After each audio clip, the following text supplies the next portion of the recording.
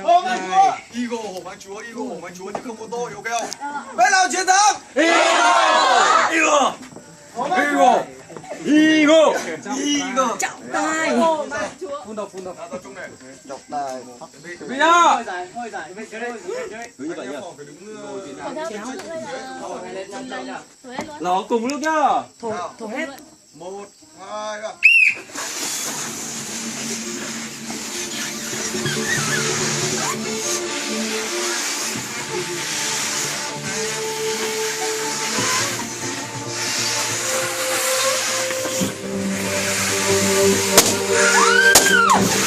Tuyệt vời.